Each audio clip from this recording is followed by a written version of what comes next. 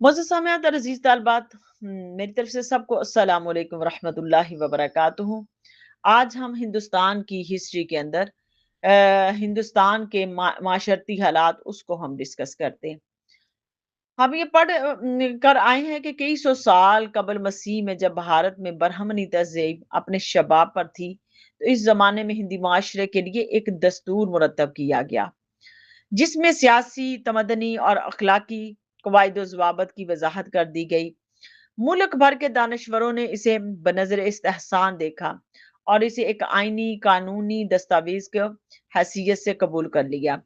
اس وقت سے لے کر آج تک ہندو دھرم کے پرستار اپنے معاملات میں اس سے رہنمائی حاصل کرتے ہیں اور اس دستور کے مصنف منوجی ہیں، اور انہی کے نام پر اس کتاب کو منوش شاتر کہا جاتا ہے۔ اور یہ دستور حضرت مسیح علیہ الصلوۃ والسلام کی ولادت سے 300 سال قبل مرتب کیا گیا۔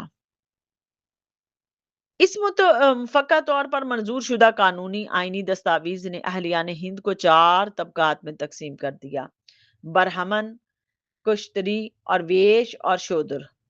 انسائکلوپیڈیا برٹانیکا کا مقالہ نگار برہمن ازم اس کے اندر لکھتے ہیں کہ منوجی کے مرتب کردہ صحیفہ قانونی کو ایک آسمانی تقدس حاصل ہو گیا تھا۔ اس کے قوانین ہر شک و شبہ سے بالاتر، ہر تنقید سے ماورا تھے۔ منوشاتر اس کے میں تمام طبقات کی درجہ بندی کر دی گئی اور تفصیل سے طبقہ کے فرائض بیان کر دیے گئے۔ اس قانون کے خلاف ورزی کرنے والوں کے لیے سزائیں بھی مقرر کر دی گئی۔ مقالہ نگار کی مندرجہ ذیل جملے آپ کی گوشے گزار کرتی ہوں، یعنی جرائم کا ارتکاب اگر برہمن کرے تو اس کی سزاؤں میں غیر معمولی نرمی ملحوظ رکھی گئی۔ اگر نچلے طبقے کا کوئی فرد اعلیٰ طبقہ کا حکم کو پامال کرے تو اس کے لیے بڑی وحشیانہ اور غیر انسانی سزائیں مقرر کی گئیں۔ اگلے صفحے پر مقالہ نگار لکھتا ہے کہ منوجی کے آئین کے مطابق شودروں کو مذہبی تعلیم حاصل کرنے کا بھی حق حاصل نہیں۔ ایسا اجتماع جس میں نیچ قوم کا کوئی فرد موجود ہو، وہاں برہمن کو بھی اجازت نہیں کہ وہ مقدس کتابوں کی تلاوت کریں۔ ایک ہی قوم کے افراد میں قانون کا یہ ہمناہوار عدل انصاف کا تصور کو ہی ختم کر دیتی۔ البرونی اپنے 15 سالہ تجربات اور چشمدید مشاہدات کی روشنی میں لکھتے ہیں کہ شودر کی حیثیت برہمن کے غلام کی سی تھی، یعنی کہ یہ جو شودر ہے اس کی جو حیثیت تھی برہمنوں کے غلام کی سی تھی۔ اس کو برہمن کا کام میں مصروف رہنا اور اس کی خدمت کرنا چاہیے۔ ہر وہ کام جو برہمن کے لیے مخصوص ہے، مثلا مالا جپنا، وید پڑھنا، آگ کی قربانی، شودر کے لیے منع ہے۔ اگر شودر یا ویش کے متعلق یہ ثابت ہو جائے کہ اس نے وید پڑھا ہے تو برہمن اس کی اطلاع حاکم کو دے اور حاکم اس کی زبان کاٹ دے۔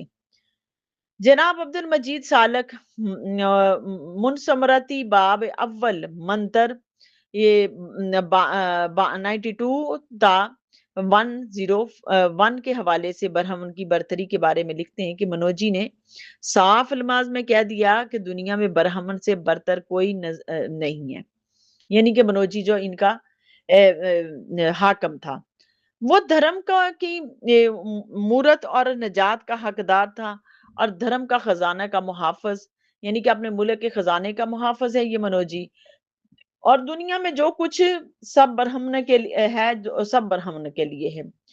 اب یہ مولانا سالک نے منوسو مرتی چوتھا، 8واں اور 10واں ادھیائے کے حوالے سے شودر پر عدل و انصاف کا نام پر جو ستم ڈھائے جاتے ہیں ان کا تذکرہ کیا، جسے پڑھ کر رونگٹے کھڑے ہو جاتے ہیں۔ جس نے یہ قانون وضع کیا کہ جس قوم نے بلا چون و چرا اس کو تسلیم کیا اور اسے ہزاروں سال اس پر عمل پیرا رہی، اس کے سنگ دلی کا بارے میں پڑھ کر انسان سراسیمہ اور پریشان ہو جاتے ہیں۔ شودر برہمن کا پاس خورد کھائے، شودر مہینہ میں صرف ایک دفعہ حجامت بنوائے اور شودر کسی برہمن کو چور کہے اس کے جسم کا کوئی عضو کاٹ دینا چاہے، شودر کسی برہمن کشتری اور ویش کے ساتھ سخت کلامی کرے، اس کی زبان میں سوراخ کر دیا جائے، اگر شودر کسی برہمن کا نام لے کر کہے کہ تو فلاں برہمن سے نیچ ہے، تو اس شودر کا منہ میں 12 انگلی آہنی میخ اور آگ میں سرخ کر کے ڈالی جاتی۔ اگر چھوٹی ذات کا آدمی بڑی ذات کا آدمی کے ساتھ ایک آسن پر بیٹھے تو اس کا جو نا جسم کاٹ ڈالنا چاہیے، اسی طرح وہ مرے نہیں۔ شودر کسی برہمن کے بال یا پاؤں یا داڑھی پکڑے تو اس کا ہاتھ کاٹ دیا جائے۔ شودر کی کوئی صلاح مشورہ نہ دو اور دھرم اور بھرت کا تلقین بھی نہ کرے، اور شودر کو دھرم کو تلقین کرتا اور جو کرتا تو وہ بدترین دوزخ میں جاتا۔ شودروں کو یہ اجازت نہیں تھی کہ وہ مندروں میں داخل ہو کر پوجا پاٹ کر سکیں، نہ اسے بات کی اجازت تھی کہ ان کے کنووں سے پانی بھر سکیں جن سے وہ اونچی ذات کے ہندو پانی بھرتے تھے۔ وہ عام شہروں میں بھی نہیں رہ سکتے تھے، بلکہ شہروں سے الگ تھلگ ان کے مخصوص آبادیاں ہوتی، جسے معاشرے میں اس قسم کے ظالمانہ اور جابرانہ طبقاتی تقسیم موجود ہیں۔ بعض طبقات مراد یافتہ ہوں اور بعض طبقے ہر رائے سے محروم، ہر قسم کی محرومی نامرادی میں محصور، اور اس ظالمانہ تقسیم کی بنیاد ان کا مذہب اور ان کی آسمانی کتاب ہو تو اس معاشرے کی زبحالی کے بارے میں کچھ بیان کرنے کی ضرورت نہیں۔